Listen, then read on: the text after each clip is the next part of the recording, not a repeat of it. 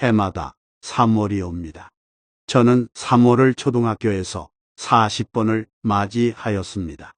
새 학년이 시작되고 학급 담임이 배정되면 저는 학급 아이들에게 교과서를 읽게 합니다. 70명이 넘는 콩나물시루 교실에서 누가 공부를 잘하는지 또는 누가 못하는지, 못하는 아이는 어느 정도로 못하고 몇 명이나 되는지 확인하기 위해서 하는 일입니다. 읽어 볼 사람, 아이들에게 손을 들게 하면 저요, 저요 하고 많은 아이들이 손을 듭니다. 힘차게 손드는 아이는 다들 교과서를 유창하게 잘 읽었고 공부를 잘하였습니다. 100% 확실합니다. 다른 방법으로 평가해도 결과는 마찬가지였습니다. 손을 들지 않고 지명당할까봐 담임교사의 눈을 슬슬 피하는 아이는 하나같이 공부를 못하였습니다. 초등학생과 중학생 10명 중 9명이 학년의 교과서를 제대로 읽지 못한다. 조선일보 기사입니다.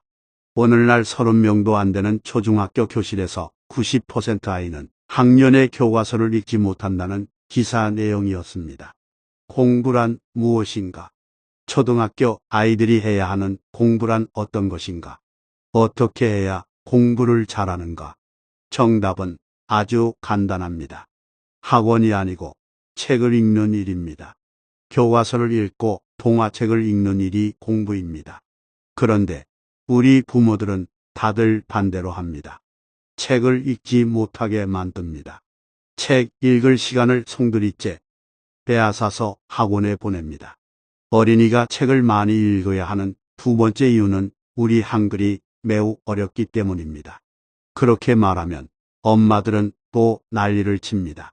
유치원 아이도 다 읽는데 한글이 뭐가 어려우냐고 대들지요. 세종께서 한글을 아주 쉽게 만드셔서 유치원 아이들도 잘 읽습니다.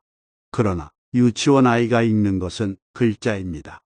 한글의 글자는 매우 쉽습니다. 세계 모든 글자 중에서 가장 쉽습니다. 처음 보는 외국인도 한두 시간 설명을 들으면 읽습니다. 하지만 우리 글은 어렵습니다. 낱말의 뜻이 너무 어렵습니다. 우리 글의 명사 95%는 한자말입니다. 한문을 한글로 써놓아서 의미를 모르게 만듭니다. 대통령께서 조족지혈이라고 말했습니다.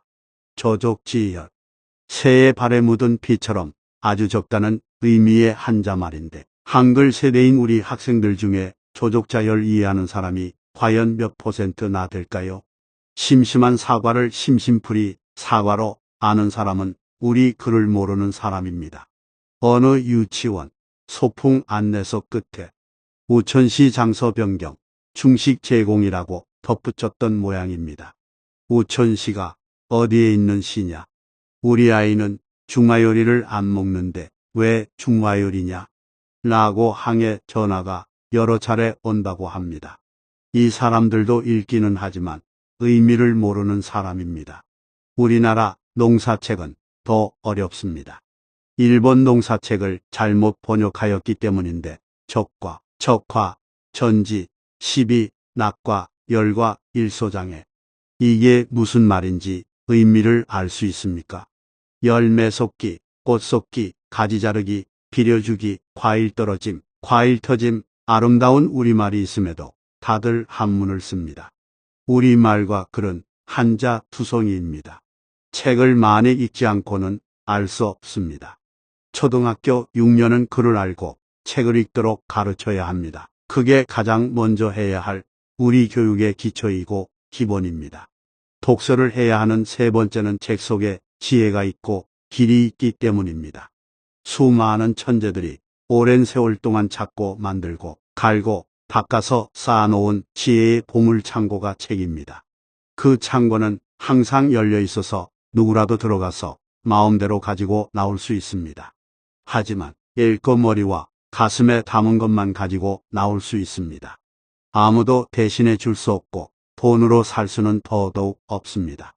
세종 임금, 에디슨, 링컨, 빌 게이츠, 일론 머스크, 세계 최고 위인들은 다들 어린 시절 독서광이었습니다. 세종 임금님은 눈에 병이 나도록 책을 읽으셨고 일론 머스크는 하루 10시간 이상 책을 읽었습니다. 그런데 우리 아이들은 책을 읽지 않습니다. 동화책은 물론 교과서도 읽지 않습니다. 책 읽을 시간이 없는 거지요. 그 아이들 90%는 교과서를 읽지 못합니다. 세종께서 세계 최고의 한글을 만들 수 있었던 것은 눈병이 나도록 읽으신 독서의 결과입니다. 일론 머스크가 세계 최고의 부자가 된 것 역시 하루 10시간 이상 책을 읽은 독서의 결과라고 저는 생각합니다. 빌 게이츠는 독서에 대하여 명언을 하나 남겼습니다.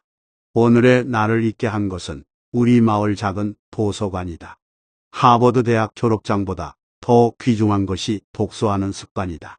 우리 어린이들도 책을 많이 읽어서 세종 임금, 에디슨, 링컨, 빌 게이츠, 일론 머스크 같은 세계적인 위인들로 자라기를 기원합니다.